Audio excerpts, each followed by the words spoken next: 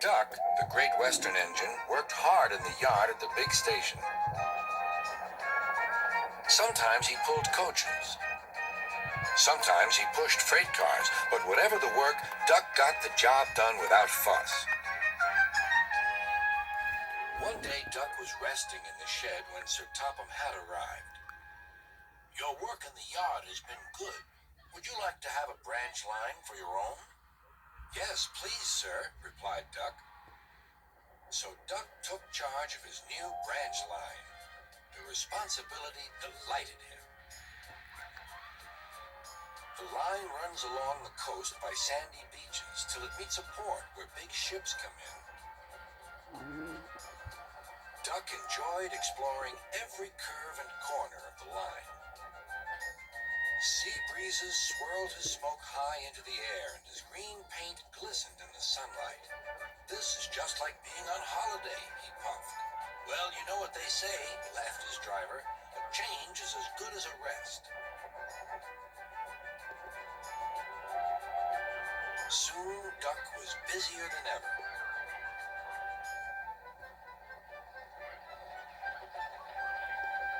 Sir Topham Hatt was building a new station at the port.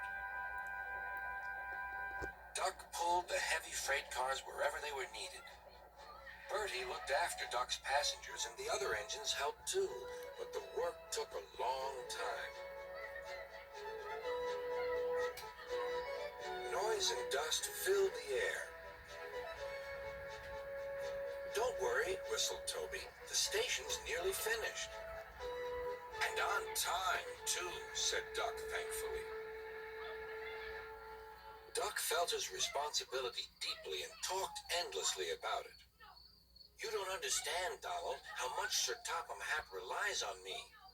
"Ach, aye," muttered Donald sleepily. "I'm Great Western, and I—" "Quack, quack, quack." "What?" "Ye heard? Quack, quack, ye go. Sounds like ye'd an egg laid. Now wheesht and let an engine sleep." "Quack yourself," said Duck indignantly. Later, he spoke to his driver. "Donald says I quack, as if I'd laid an egg." "Quack, do you?" pondered his fireman. He whispered something to Duck and his driver. They were going to play a joke on Donald and pay him back for teasing Duck. The engines were busy for the rest of the day, and nothing more was said.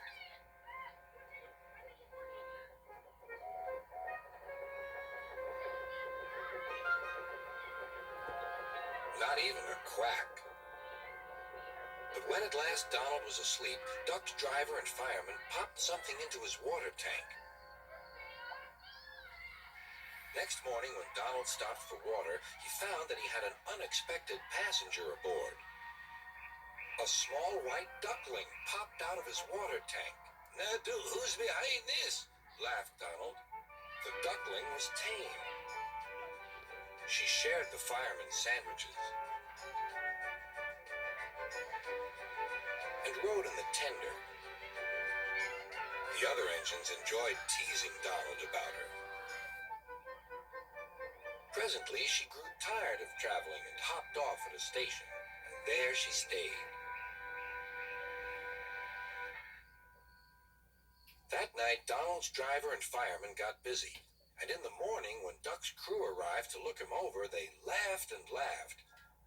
"Look, Duck, look what's under your bunker. It's a nest box with an egg in it." Donald opened a sleepy eye. "Well, well, well, ye must have laid it in the night, Duck, all unbeknownst." Then Duck laughed too. "You win, Donald. It'd take a clever engine to get the better of you. There's a pond near the duckling station. Here she often swims and welcomes the trains as they pass by. The station master calls her Dilly, but to everyone else, she is always Donald's duck."